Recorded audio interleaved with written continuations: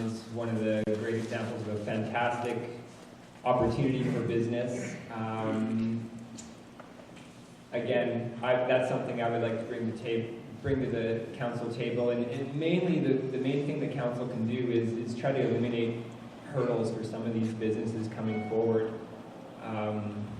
That's what we're trying to do with different sorts of zoning, taxation, this sort of thing. But one of the things I think that we have to look at really seriously is how we attract business through our internet service, this fantastic service that we have here in Kaslo. Thank you, Kelly. Anybody want to jump on that question from John Addison? I'd like to answer Please, that. Pat, and then we'll move on to I've another always question. said that if 20 people move to Kaslo, we got a boom, and if 20 people move away, we got a recession. So it doesn't take much to stimulate the economy in this town. You know, on the shoulder seasons, we can get some antique motorcycles and cars here, and these people like the area because of the roads, and there's not a lot of traffic, and there's good accommodation in the shoulder seasons. That is to me, a good stimulation. Also, I'd like to see some antique airplanes happening up at the airport. There's already 3 up there now, so that's a start. And also, the forest fire, you know, I'd like to approach the Forest Service to see if they would put a staging area in here so that we could have crews here in the summertime for fire protection. That's a little bit too. Every little bit counts. Thank you, Pat. One last one, please, Michael. Yeah, I think your taxes here are outrageous. They're lower mainland taxes. They shouldn't be in this village, and they're way higher than just a few kilometers across the border. They concentrate on tourism, they say, but they don't make tourists welcome. I saw some people, they were walking, they went running over to the bathroom's locked. That's not friendly. There's been other opportunities to get Kaslo on TV, but the council didn't cooperate much with that, I think. If you ask me later, I'll tell you. I put in an application for funding to start a club. What I got back was, you don't meet our criteria, which blows my mind that that's all I got. And I tried pursuing it, find out what it was. Now, if I've been successful, I anticipate 2,000 people would have come to Kaslo from our club. That is tourism as well. I have a business background. I want to see housing started, but on a very fine scale. But that brings in families. You talk about wanting families here. We have to provide them housing. When they're getting kicked out of their homes for Airbnbs, it's not going to work. Thank you. Is there another question from the floor before I move on? Please, sir, introduce yourself, and if you want to direct your question to somebody, go right ahead. My name is Kid Ashenhurst. We've been in Kaslo 8-9 years now. But we have been coming here sailing on the boats for over 22 years.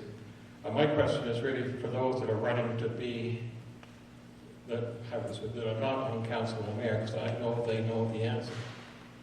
So,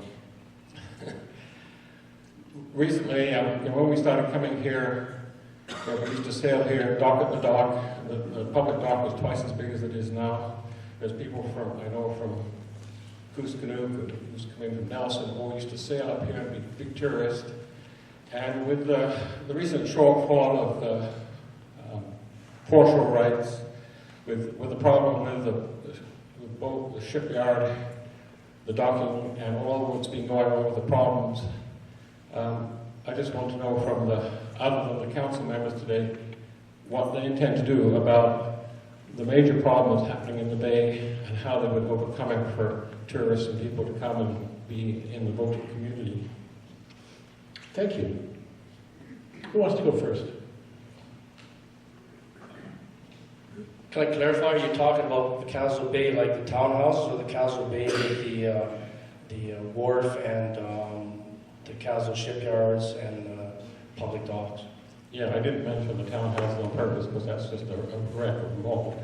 I'm talking about the foreshore rights, front counter, and what's been going on, the bankruptcy and the development, and even with our boat clubs that I'm secretary to, the problems that we've been having. How because if you're going to run for council or mayor, you have to know what's been going on. You can't just say, oh, I gotta go in there and find out. You should know now what is going on. So you're dealing with the foreshore rights, and that's my understanding. Some of it's been reverted back to the Crown, and some of it was for sale. I remember seeing applications for it. I don't know if they were successful in making application and get it. But as far as the Kaslo Bay, that, you know, you can approach potential investors for that. But as far as the foreshore rights, the village of Kaslo, I don't know if it's in the village of Kaslo's interest to apply for the foreshore rights and build the wharf, or if you're talking about the boat club wanting to expand that. You know, I don't have an answer for that, because I mean that's an ongoing situation. Thank you, Pat. I saw Andy's hand here, and then I'll look for anybody else who wants to speak to the water part of the bay and the boats. This is a small village with limited funds. And what I would do if I'm elected on October 20th is sit down with the chamber and the groups involved with the bay and start working out a plan. I walked down in there. I remember that area when I first came to this community in 1973, that was the Jones Boy Marina. That was the premier place on Kootenai Lake. And today, when you look at it, you have to ask how we got to that. We've been collecting fees for the shipyard for years, and yet there's no money to rebuild the wall that I understand. How's that happened? Somebody else on the foreshore and nautical aquatic boat parts of our community. Molly. That's always been a pretty, complicated issue, because the water is, the village doesn't really have jurisdiction on the water. So I think in order to solve that problem, we would need to get all the groups together, including the province, to try and come up with a solution. I think that's the only way that you can try and deal with that. Thank you, Molly. Anybody else? Michael. I've looked into the condominiums and how much land goes with it and that. The foreshore, I'm not that familiar with. This is one of the things is I'm researching whatever comes to my attention. And I think the main thing is we as a village need to sit down and plan our future. You're all involved. It's all your village. And so we present the facts, we present solutions, you come up with solutions, and we will rebuild everything together. I think there's always a solution. I have never seen where there isn't. Yeah, I just don't want to Thank you, add, Michael. I just want to add in there, I did ask the question about the current situation, and I know it's major, and I don't think really any one of them actually answered the question, and that's why I'm not going to put it to the mayor and council, because what I've been involved in, I think it seems like you're a little bit behind the 8 ball of what's going on right now. And I'll accept that more as a comment than a follow-up question, but if you do have a follow-up question, I want you to come back.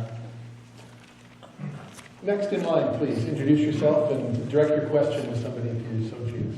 My name is Keith Liggett.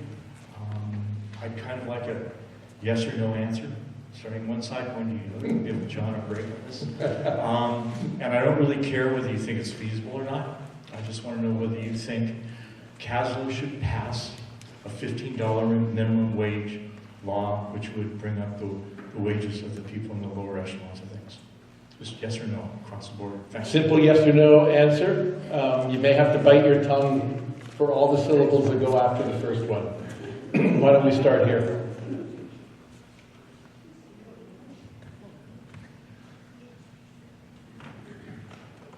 Yes, with the caveat.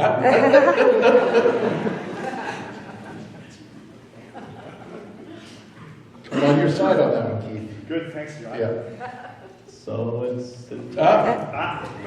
Let's review. Keith, was it a yes or no that you were looking It for? was a yes or no. I don't care whether you think it's possible Right. or not, whether it's legal or not. I want Right. a yes So or it's no. an aspirational question. It's an aspect. Yeah. It's an overarching. Yep. Yeah. Yes or no, $15 an hour. Okay, I'll say no if you want to know why. No. And I'm going to encourage the rest of you to lay off the editorial bits on the side. Let's kind of remember, these are the people voting for you. Okay, so. No. No. Yes.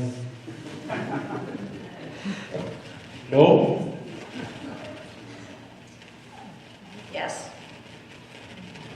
Of course, yes. Yes. Maybe.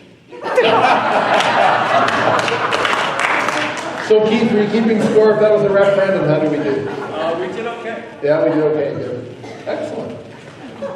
And I invite other people to bring their own rules to their question like that. That was well done.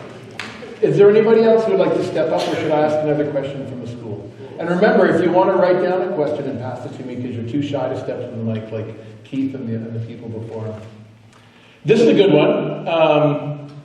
And this is from the grade 4-5 class. The Jazz Fest is getting really big. What are you going to do to deal with the fact that it's increased in size over the last few years? Grade 4-5, jazz, in the same question. Who's first?